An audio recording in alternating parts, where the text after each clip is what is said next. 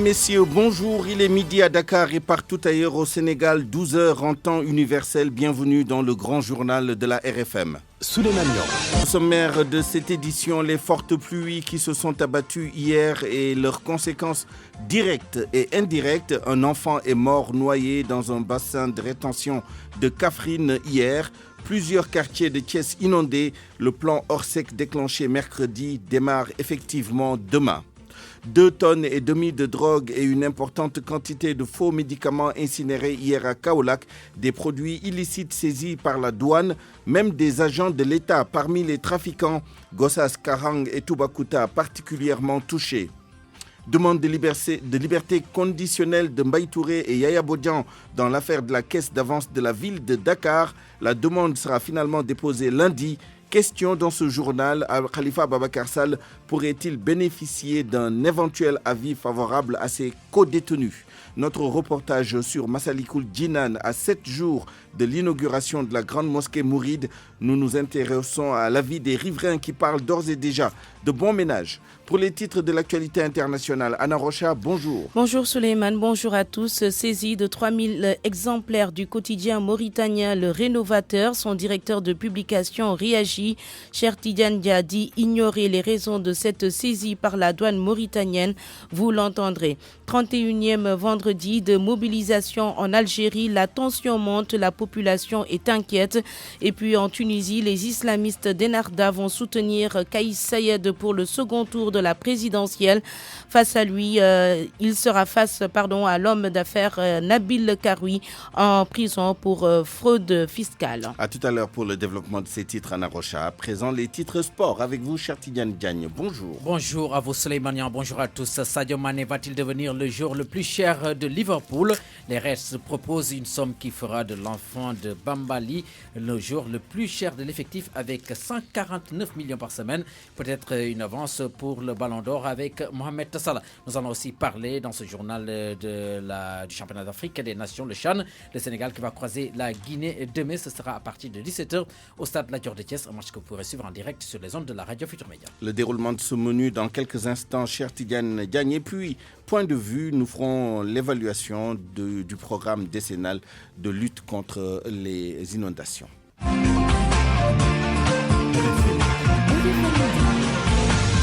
Souleymane Niang. Alioune Ba à la mise en onde. D'abord, ce drame survenu hier à Kaffrine. Un enfant âgé de 12 ans est mort noyé dans un bassin de rétention situé à la sortie de la ville sur la route de Tambacounda. Les détails avec notre correspondant dans la région, Omar Ndiaye. Un enfant de 12 ans retrouvé mort noyé dans un bassin de rétention à la sortie de Kaffrine vers Tamba. Les parents de la victime, sans nouvelles depuis hier, ont été informés par des camarades de l'enfant avec qui il était parti se baigner dans le bassin. Son père Tafandao, commissaire de police à l'AIDB, explique. Il vient d'avoir son certificat et évidemment, certainement, on est très confiant même qu'il fera son entrée en 6e. Mais hier, avec ses camarades, ils sont venus ici au niveau du bassin. Malheureusement, lui, il s'est noyé. Donc voilà. Mais le matin, quand le gosse a été bousculé, donc moi-même je l'ai pris de chez lui et on est venu ici. Il m'a montré les chaussures de mon fils, les habits aussi qu'il leur avait confiés quand ils entraient dans le bassin aussi. Les gosses l'ont amené peut-être jusqu'à l'entrée de la ville et ils l'ont laissé. Ils avaient peur, c'est des enfants. Ils ne pouvaient pas venir peut-être nous annoncer la nouvelle et ils sont partis se terrer chez eux, quoi. Le corps sans vie du défunt a été repêché par les sapeurs-pompiers grâce à un renfort venu de Kaolack avec des plongeurs et déposé à la morgue de l'hôpital de Kaffrine. Pour rappel, il y a 2 ans, un autre enfant était mort noyé dans les mêmes circonstances dans ce bassin. Kaffrine, Omar Ndiaye, RFM. Les bassins de rétention, une des stratégies de lutte contre les inondations à Dakar et dans les régions, mais ils n'ont pas suffi pour empêcher l'envahissement de nombreux quartiers à la suite des fortes pluies qui se sont abattues ces derniers jours. Hier, Thiès a été particulièrement touché. Les quartiers de Ngent, Madina Fall et Kausara Fall sont inondés et les populations exigent la libération d'un canal qui n'arrive plus à évacuer les eaux pluviales. Correspondance, cher Anta Diop. Les fortes pluies qui se sont abattues sur Thiès n'ont pas fait que des erreurs. Si certains jubilent, les sinistrés des eaux pluviales sont dans la tourmente. Salam alaikum. Nenda. Waaye yéen da ngeen a fees nii. Fee moo ngi fees dell ak ndox. Waaw. De Nguent en passant par Medina Fall, Kausara Fall dans la commune de Thiès Nord, l'eau a élu domicile dans des maisons obligeant beaucoup de familles à quitter leur domicile ou dormir à la Belle Étoile. On a passé la nuit à la Belle Étoile. Vous voyez par vous-même, il y a beaucoup de dégâts, beaucoup trop même. Fatou Mboup décrit l'ampleur des dégâts. Et on a tout perdu, nos habits sont mouillés, nos télés, le réfrigérateur qui était là il n'y a même pas un mois, on a tout perdu. Et mes papiers, vous voyez, ils sont tous mouillés. J'ai passé la nuit chez un ami. Donc, comme vous le voyez, il y a un pont qui est là-bas. Le pont s'est creusé, raison pour laquelle l'eau s'est traversée ici. Donc, apparemment, vous avez vu notre porte. Donc, c'est bien protégé, puisque le pont s'est creusé. Donc, nous n'avons pas pu tenir l'eau. Raison pour laquelle on est inondé. Oui. Nous leur demandons de nous aider parce que nous ne demandons pas de nous donner des moyens, mais de trouver des moyens pour que l'eau puisse traverser là-bas, dans le canal. En attendant l'aboutissement du plan Orsec, les populations invitent les autorités à réfectionner le canal à ciel ouvert qui traverse Nguent jusqu'à Kausara Fall pour l'évacuation des eaux pluviales. RFM Thiès, Cheikh Anta Diop. Et comme je vous le disais dans les titres, le plan Orsec déclenché mercredi dernier lors du Conseil des ministres entre dans sa phase opérationnelle à partir de demain. Dès cet après-midi, le gouverneur de Dakar en compagnie des autorités administratives effectue des visites de terrain pour se rendre compte de la mise en place du matériel. L'audit du programme décennal de lutte contre les inondations, la demande est formulée par Saba, la synergie des acteurs pour l'assainissement de la banlieue. Selon son président, les résultats escomptés ne sont pas atteints. Il en veut pour preuve les inondations dans plusieurs localités et certains ouvrages qui ne sont pas fonctionnels. Babacar Mbaye Ngaraf était l'invité de RFM Matin aujourd'hui. Ce que nous voulons exactement, c'est d'abord un audit de ce plan et l'exécution réelle du plan.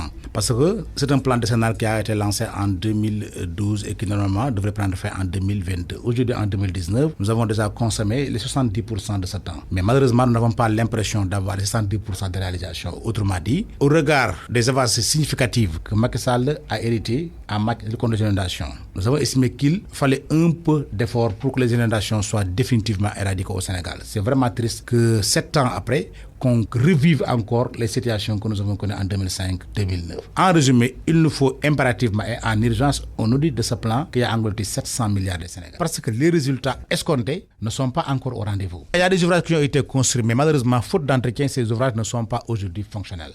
Et apparemment, il y a une rivalité entre les ouvrages trouvés sur le terrain et les ouvrages nouvellement construits par le régime de Macky Sall. Or, l'État est une continuité. Si on prend l'exemple de la banlieue, il y a des canalisations qui ont été mises en place. Mais parce qu'elles n'ont pas été prises en compte sérieusement dans les opérations pré-hivernales, qu'elles ne sont pas fonctionnelles aujourd'hui et nous connaissons le résultat. C'est-à-dire ça ne prévient pas les inondations. Aujourd'hui, nous sommes en train d'assister à une politique de médecins après la mort. Mais quel que soit Alpha, mieux vaut tard que jamais. C'est l'occasion de s'interroger encore une fois avec beaucoup d'indignation sur les 900 millions annoncés être dépensés par l'ONAS dans le cadre des opérations pré-hivernales. Parce que nous ne constatons pas d'opérations pré-hivernales. Sinon, elles n'ont pas été efficaces. Donc, raison pour laquelle nous demandons aussi un audit sur ces 900 millions annoncés dépensés. Je vous rappelle que nous parlerons de ce programme décennal de lutte contre les inondations à Point de Vue tout à l'heure aux alentours de 12h30 avec Lansana Gagné Sakho, le directeur général de l'ONAS,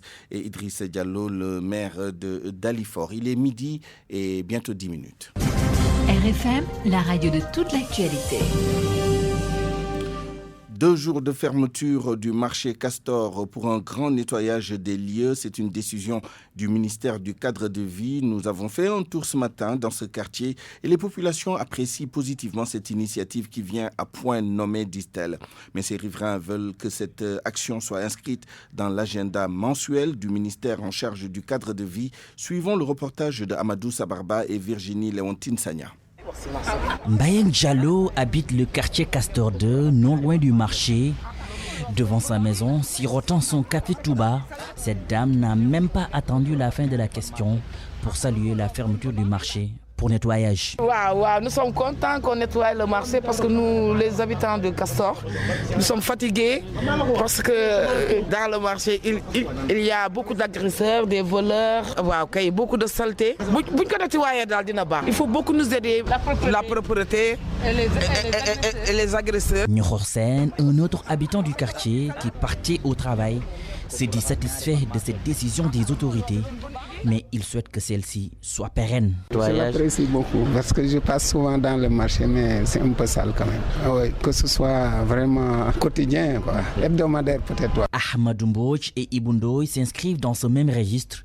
Cependant, Ibou note un problème de communication de la part du ministère. Nous sommes déjà habitués à ce type de situation. Donc si le ministère veut fermer le marché pour des raisons de salubrité pour 2 jours, je ne vois pas de problème. Je pense juste que le ministère aurait pu communiquer, discuter avec les gens. Le marché Castor, un des plus grands à Dakar, sera fermé pour 2 jours. Mais les riverains souhaitent de telles actions soient courantes. Dans l'actualité judiciaire, c'est lundi finalement que la requête pour une liberté conditionnelle de Mbaye Touré et Yaya Bodian va être introduite. La raison, leur avocat est en déplacement hors de Dakar. La demande sera déposée à la prison de Rebeuss et au tribunal de grande instance de Dakar. Mbaye Touré et Yaya Bodian ont été condamnés à 5 ans d'emprisonnement ferme dans l'affaire de la caisse d'avance de la ville de Dakar. Une question, une liberté conditionnelle pour Mbaye Touré et Yaya Bodian peut-elle toucher par voie de conséquence Khalifa Ababakar Sall, le cas échéant?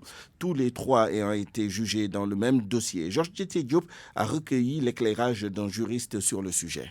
Ibabari Kamara est formel sur la question. Selon l'enseignant en droit pénal, les sanctions sont individuelles, les mesures d'aménagement de peine le sont aussi. C'est vrai qu'on peut considérer que les faits sont les mêmes, mais lorsqu'il s'agit donc de les juger, on va les juger donc de manière personnelle, de manière individuelle. Ce qui fait qu'en réalité, la sanction qui est intervenue est une sanction personnalisée, est une sanction individualisée. Donc, quelle que soit la situation, pour chaque personne poursuivie et condamnée, il y a un régime spécifique. Ce qui nous permet d'affirmer qu'effectivement, bien qu'étant condamnées pour les mêmes faits, eh bien, les personnes poursuivies peuvent effectivement bénéficier donc de certaines mansuétudes donc de la loi, notamment à fait bénéficier de la liberté conditionnelle. Il ne faut pas considérer que dès lors que l'un des condamnés a bénéficié donc d'un privilège de la loi, donc automatiquement cela devrait profiter à d'autres. Non, il ne faut pas concevoir donc les choses ainsi. Pour dire simplement que les autres ont la latitude de manière personnelle puisqu'ils ont été condamnés personnellement, donc ils peuvent effectivement introduire des recours pour obtenir une liberté. Et s'ils l'obtiennent, ceci ne veut pas dire que donc les autres pourraient l'obtenir. Le professionnel du droit ajoute que cela est aussi valable pour la grâce présidentielle, même si les condamnés sont jugés pour le même délit dans le même dossier. Dans une toute autre affaire, les avocats de Adama Gaye, toujours dans l'attente de l'avis du procureur sur la demande de mise en liberté provisoire pour leurs clients. Il pourrait tomber cet après-midi selon un des conseils du journaliste consultant. Après le réquisitoire du parquet, le juge d'instruction va rendre une ordonnance pour la mise en liberté ou non de Adama Gaye, poursuivi pour offense au chef de l'État et atteinte à la sûreté de l'État. RFM, l'info, c'est ici. L'info, c'est ici. Jour J-7 avant l'inauguration de la grande mosquée Massalikul Jinan, qui sera l'un des hauts lieux du mouridisme et de l'islam bien au-delà de Dakar et du Sénégal. Bop, Cité-Port sont les premiers voisins de la grande mosquée Massalikul Jinan. Les riverains parlent de bon ménage. La cohabitation sera donc facile. Ils se montrent déjà accueillants et même tolérants pour les futures prières du vendredi. Seulement, certains riverains estiment qu'il faudra bien communiquer. Nafissatou Silla. Massalikul Jinan, bien accueilli par les riverains. Bop et Cité-Port, les principaux voisins. La grande mosquée est une bénédiction pour les habitants. Alun Badara Sek et Fatou Ndiaye habitent juste en face de la grande porte de Massalikul Jinan. C'est vraiment une grande bénédiction. Déjà, nous nous entendons bien pour un début et c'est une chance d'habiter tout en face.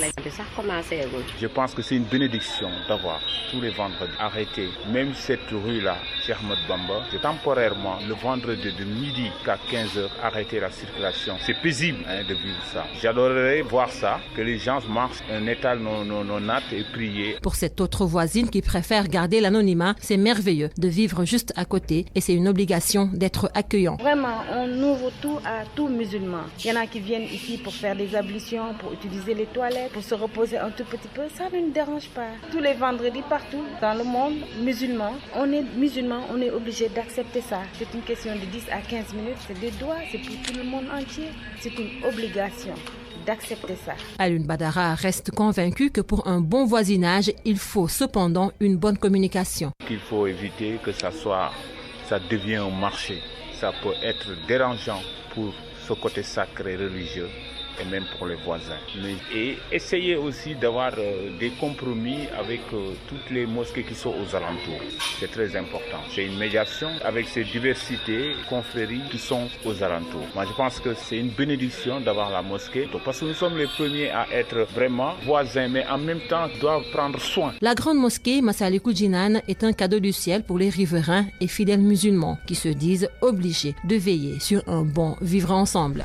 Pour clore ce chapitre actualité nationale, allons à Fatick pour parler de lutte contre le trafic illicite de drogue et de médicaments. La subdivision des douanes de Fatick va intensifier la surveillance, surtout au niveau des zones frontalières. La région étant une zone de transit des trafiquants, un trafic qui implique parfois même des agents de l'État. Plus de 2 tonnes saisies en 6 mois et une quantité de médicaments frauduleux. Le gouverneur de la région appelle les populations à s'impliquer dans la lutte contre la circulation de ces produits prohibés. Correspondance Aminata Goudiaby. La subdivision des douanes de Fatick est déterminée à lutter farouchement contre le trafic de drogue et de faux médicaments. Elle compte à travers ses 5 brigades intensifier le contrôle. La région est devenue une zone de transit privilégiée des trafiquants. En seulement 6 mois, 2 tonnes et demie de chanvre indien ont été saisies et de faux médicaments d'une valeur d'un peu plus d'1 milliard. Ces produits prohibés ont été incinérés hier. Lieutenant-colonel Fatou Ndiaye est la chef de la subdivision des douanes de Fatick. Parfois, c'est des saisies qui ont été faites en brousse sur des porteurs. C'est parfois aussi des saisies en brousse sur des gens qui les transportent sur des charrettes ou sur des voitures. Parfois, voitures de transport en commun. Donc, les modules sont différents, ce qui prouve encore une fois que la fraude est ici. On a vu des situations pour lesquelles c'est des personnes, disons, anonymes qui l'ont fait. Mais il est arrivé qu'on fasse des saisies sur des fonctionnaires de l'État. Il est arrivé qu'on fasse des saisies même sur des personnes engagées dans l'administration qui utilisaient à titre frauduleux des véhicules de l'administration. L'essentiel de cette drogue et de ces faux médicaments a été saisi dans les zones de Gossas, Karang ou encore Toubacouta. Le gouverneur de Fatick appelle les populations à s'impliquer dans la lutte contre ce trafic. Seynabou Gueye. La position géographique de la région y est pour beaucoup. Certainement, il y a d'autres facteurs aussi. Il faut que l'ensemble des acteurs, surtout les populations, qu'elles apprennent réellement et qu'elles aient ce réflexe-là, coordonner leurs actions et dire les bonnes informations aux forces de défense et de sécurité. Parce que l'essentiel du travail qui a été abattu repose en fait sur le renseignement. Et le renseignement, qui d'autre que les populations sont à même de le donner aux forces de défense et de sécurité. J'invite aussi ces populations à faire aussi des dénonciations. Beaucoup d'autres autorités de la région de Fatick ont assisté à cette cérémonie d'incinération. Aminato Goudiaby, Fatick, RFM. RFM. L'actualité internationale. Bonjour Anna Racha. Rebonjour Souleymane. En Mauritanie, la douane a saisi 3000 exemplaires du quotidien Le Rénovateur. Le journal provenait du Sénégal où il est imprimé depuis 2 mois en raison de la crise de l'imprimerie nationale en Mauritanie. C'est ce que déclare le directeur de publication du quotidien en question. Cheikh Tidiane Dia dit ignorer les raisons de la saisie. Il est interrogé à Nouakchott par Mohamed Diop. Point de vue du contenu, il n'y a rien de vraiment gravissime. Et si d'ailleurs il y avait des sujets gravissimes, ce n'est pas à la douane de jouer à la censure. Sinon, si le journal fait l'objet d'une plainte de la part de X, peut-être que ce journal pourrait faire l'objet d'une poursuite judiciaire. Mais nous avons dépassé tous ces faits-là. Aujourd'hui, il y a une dépénalisation du délit de presse en Mauritanie. Et si on interprète aussi la saisie du journal par le fait que peut-être la douane voulait frapper le journal de contravention, de fraude ou de taxe douanière, alors là aussi, ça ne tient pas parce que depuis le temps de Oultaya, la presse est exonérée de toute taxe douanière. En Tunisie, le parti islamiste Ennahda va soutenir Kais Saïd au second tour de la présidentielle. Annonce faite hier jeudi, un soutien qui augmente les chances de cet ancien professeur de droit. Kaïs Saïed sera opposé à Nabil Karoui, homme d'affaires actuellement emprisonné pour fraude fiscale. Une affiche inédite en Tunisie, un pays où la situation économique est toujours délicate. Quel espoir pour les Tunisiens? Nous avons posé la question à notre consoeur à Tunis, Zouroukhar. Les Tunisiens ont pris conscience qu'il fallait vraiment faire un changement, de ne pas avoir voté pour des partis traditionnels, entre guillemets, mais qui ne sont traditionnels que depuis la Révolution.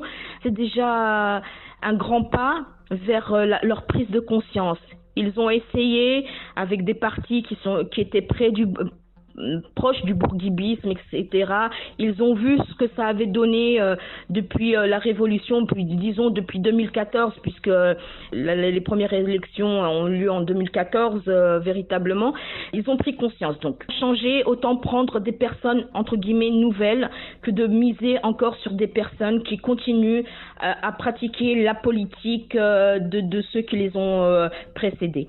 Maintenant, c'est vrai qu'il y a un espoir, mais disons que je pense que, comme j'ai dit, les Tunisiens ont pris conscience qu'il faut que le prochain gouvernement travaille et fasse que la Tunisie revienne à un niveau stable au niveau de l'économie, au niveau de la santé, au niveau de beaucoup de choses. C'est vrai que ça va se faire avec des alliances politiques. C'est le peuple qui décidera. Nabil Karoui mise sur le populisme, parce qu'il a créé une association qui vient, entre guillemets, en aide au peuple, alors que ce n'est pas vrai, il ne sort rien de sa poche. Il prend de chez Jean pour donner à Paul, en mettant le logo de l'association. Kaïs Saïed, est-ce que c'est quelqu'un qui parle beaucoup en arabe littéraire? Est-ce qu'il saura se mettre au niveau du peuple et trouver un langage pour bien parler au peuple?